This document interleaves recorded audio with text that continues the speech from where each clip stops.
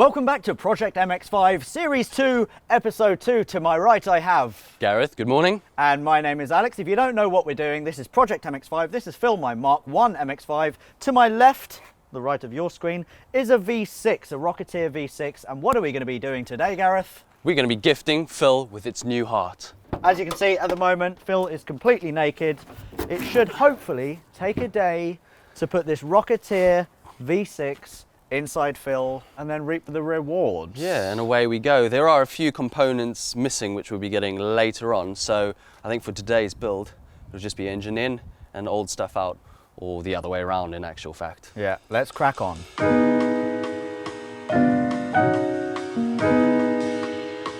First things first, we're going to take the tarpaulin off. We're going to have a look inside the crate. So Gareth, if you assist me kindly, let's climb aboard. Here's the ECU. Wow. Yeah, the ME442R ECU. And they've got their own custom. Yeah, that looks totally really badass. nice. So the clutch and flywheel are already in place because last week you would have seen we had this engine on the dyno and it produced 232 horsepower. So a good figure, and with the Rocketeer exhaust we should be pushing 250, 260-ish. Oh, What's that? I was hoping it would be Oh these. yes, the carbon fibre plenums. They're beautiful, aren't they? Really, really nice. We should probably actually read the instructions. No, we'll read and build. I'm And impressed. it's better than IKEA. Really? Genuinely, yeah. The air filters. There you go, they're cool. I love all very these cool. Rocketeer logos. They're very cool. Fuel pressure regulator. Let's pop that there. Right there. Water pump. Oh, we need that. Brand new water pump. Here, as you will have seen in last week's dyno episode, is the engine, the AJ V6 engine with the Rocketeer kit. Underneath that we have the subframe, and very quickly, I don't know if you can quite get in there, Manos, have a look at how beautifully finished this subframe is, and then compare that to what's in Phil currently. So that is going to be a lot heavier because this is obviously mass produced. These Rocketeer subframes are all custom and it looks sexier. So before we get carried away with unpacking the engine, I think it's important that we look at this and see what we need to take out. So obviously we've got a new subframe, so this old subframe can go. It's held on by a few bolts over here onto these legs and then underneath the car. So Alex, that'll probably be your job to get on your back and unbolt things. I've got tea to make. And because the subframe is also attached to the wishbones, I think we should maybe take off the top of the struts and we can probably lift the shell up, drop the subframe out along with the hubs and the wishbones, and also detach the steering parts, leave those on the car, and then just slide the subframe up from underneath. I was literally about to say that. Pretty much down to the word, right? Yeah, you took the words right out of my mouth. All right then, all that's left to do now is to crack on. A few months ago, I got rid of Phil's old engine to make way for the Rocketeer V6 swap. And I'm happy to report that it's now in the engine bay of another Mark 1. The problem is, I neglected to keep hold of some crucial parts, as Gareth is about to realise. NB, retain OE alternator and fittings. We definitely gave that away. So we don't have the engine mounts, the oil pressure sender. Retain clutch slave cylinder, definitely have that. Oh, we don't have that either. What? The pass pump. No, I don't need power steering. Okay. So this is no fault of Rocketeer, it's the fault of us for not actually reading this before we gave away the engine. Before Alex gave away the engine. Now, because I'm such a good guy and because I know how much Gareth likes working underneath cars on driveways, I did the honourable thing by leaving him to it while I visited a few parts places for the essentials.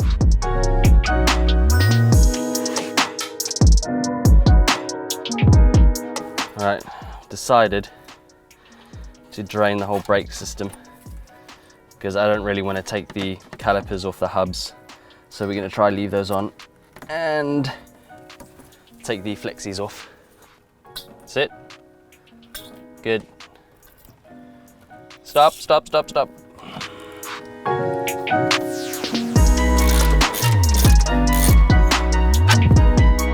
So just as we had hoped, what was it, 2 years ago? We popped these in and copper greased them up, and they've come out a treat. So no swinging off any wrenches or snapping things. Copper grease. I think there's two ways of doing this. One is to follow the body through and unloosen all the hydraulic lines to the steering rack, and then taking it off the steering column, which is a massive faff, or just loosen it and hopefully leave it in place, drop the subframe out, and hopefully it's not too much attached that will drag it down. I think that is the line we're going for.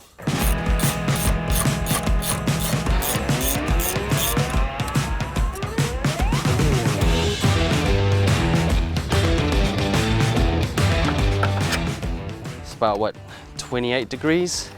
Which doesn't seem really hot if you're in Ibiza or sitting on a sunny beach in Spain somewhere. It's pretty hot when you're in a t-shirt, jeans, and you're slaving over a car. It's not comfortable. Right, so the place where I usually go to get car parts didn't have any of the stuff that I really needed. So it's on to the next place. And they've moved as well, which is annoying. So I'm following my sat nav. I'm hungry and I really need engine mounts, because without engine mounts, Phil is not getting his V6 in today. Oh.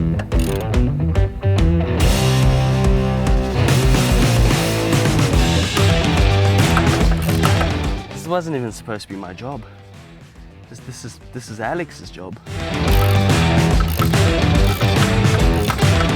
So a quick note, what we've done here, or what I've done here, because Alex is not around, is put a jack just under the subframe. So that'll hold it up until we're a little bit happy that we can let the jack down, and obviously the subframe will follow it. Hi there, mate. Can you check for me if you've got any engine mounts for a Mark 1 MX-5? Engine mounts for Mark 1, yeah? Yeah. Give me 1 second. Thank you very much. What year is the car? It's 95. Yeah, I've got them in stock. You do? Yeah. Oh, amazing. How much are they? They are 33.25 each. Okay, perfect. I will be in the next hour. Back home on my driveway, Gareth has unbolted the subframe, meaning all that's left to do is to remove the steering rack and pull it all out.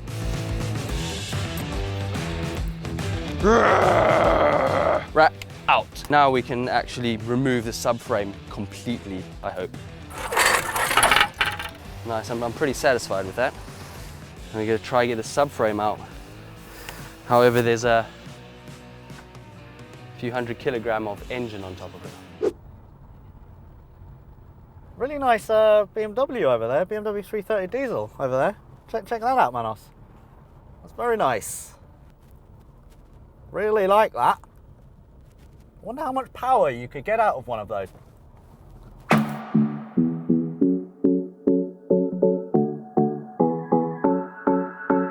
Old subframe, probably stamped and then welded together. New one, probably hand welded. All these beautiful welds along the metal. Each little bit of metal cut specifically so it fits in, probably on a jig. This is amazing. If you compare it to the actual original, so we stick them on top of each other. That. Let's get it on the car. This is where we did the Project MX-5 series. Yeah, the first series, we did the build in here. And do you have the bolts for the engine mounts? Probably not, but we'll have a look. Awesome. Christ, I need these bolts.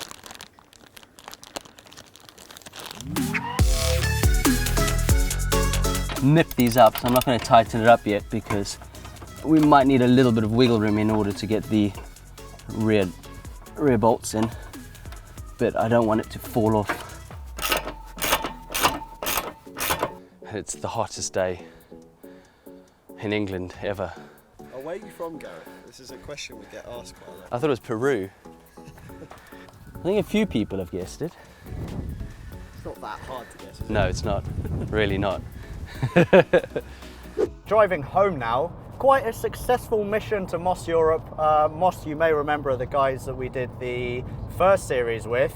I picked up engine mounts, whereas everywhere else they didn't have engine mounts. And then across from Moss, there's Tool Station. I picked up a rivet gun and a 64mm hole saw.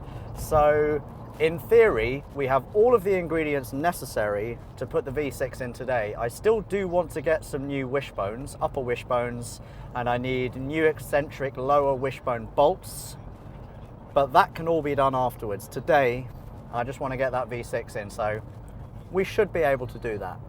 Fingers crossed. Good work. It's actually quite heavy. Yeah, that's fairly heavy. Sweet. Well, well done us. We've done a good job so far today.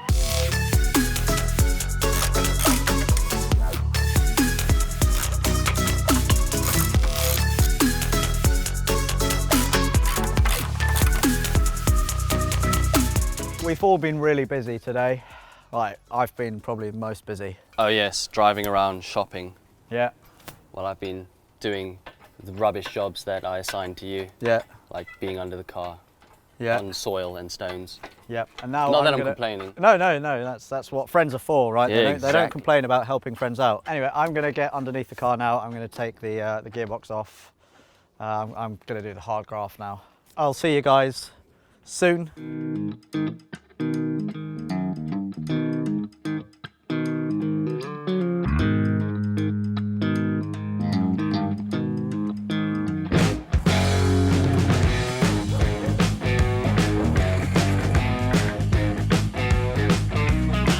With the gearbox out and Gareth finishing the final few tweaks on the engine, we can now start to think about bringing the two together.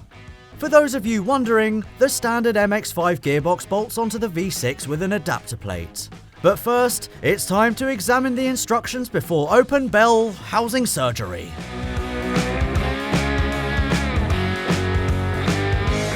So part of the instructions ask us to actually cut out a 64mm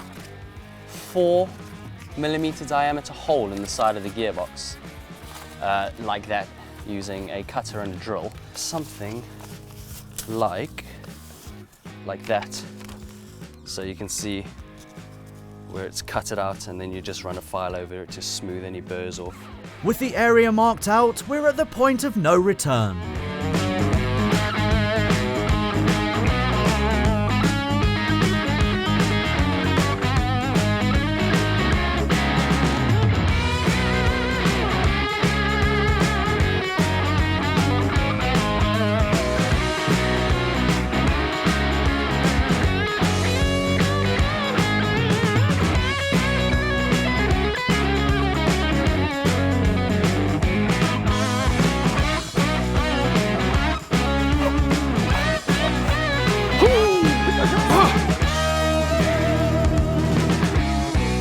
Lower it. Nice. Beauty. The reason why we hacked out that piece was so we can fit Yeah. the Jaguar flywheel. Oh, look at that, and that's onto all right, it. isn't it? Yeah. So it's good going. Okay, so does that spline line up with that spline now? No, it shouldn't do Okay, yeah. until the solenoid pushes it in line. Ah, okay. Yes, so it should be running clear. Sweet. It's very clever. It is.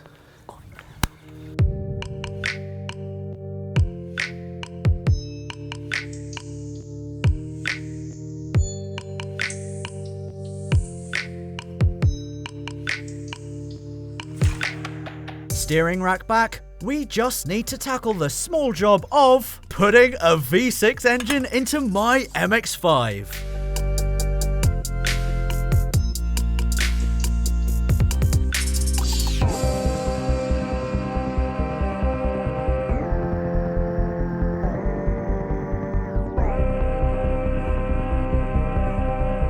Right, so this is now the point of no return. The engine is on a hoist, and now we're going to lower the engine and gearbox into fill.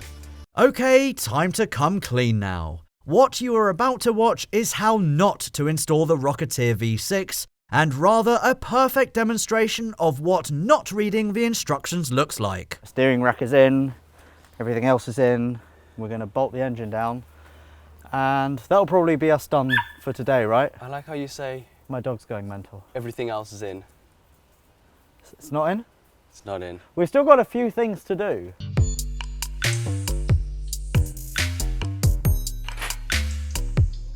So, like I said, not reading the instructions makes this look like hard work, when in fact the right way to get the engine and gearbox in is by bolting everything to the Rocketeer subframe, wheeling it under the car, and lifting it in place. So again, make sure you read the instructions to avoid this from happening. Ah, balls. Ow. You piece of sticks. Oh, such a you PPF. With Gareth back on an even keel, we continue the tedious and incorrect process of lowering the V6 and gearbox into fill.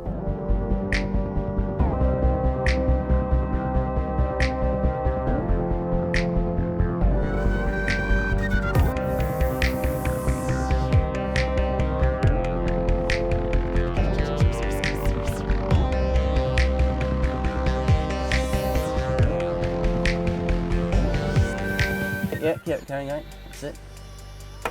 Oh, it's nice, mate.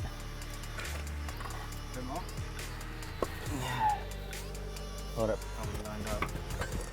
We aligned. That's it.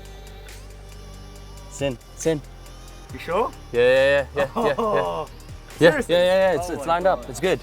Oh my god. That's it. Yeah, it's exactly where we wanted. If you come around here, we've got that bolt in. We just got to put a nut on the end of it. Yeah. And that feature's lined up to that hole, so it's resting perfectly. So it's now official. Phil has a V6? V6 is in. Yeah! I think that's Yeah, celebration. Good work, man. Good work. Yeah, man. There's so much work to do. There's quite a fair bit of work to do. However, I feel that the biggest hurdle has been overcome. We have got a V6 from a crate and put it It's true. into Phil's bonnet area. And looking at it like this, it doesn't look that big. No, it looks normal Look how much space we have here. for a dirty rad. Yeah, nice big fat alley rad. Where's the turbo gonna go? Rocketeer V6 is now in. We've got a lot of work to do next week, so join us then, where we'll hopefully start V6 fill up for the first time.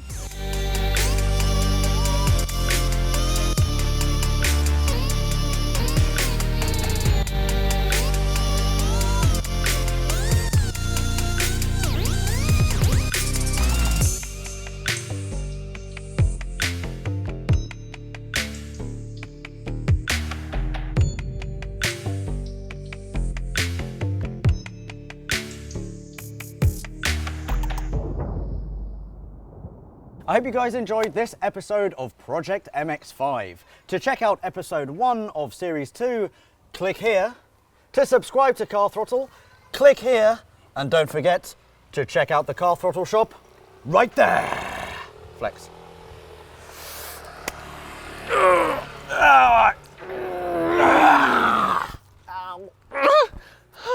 Got a stitch.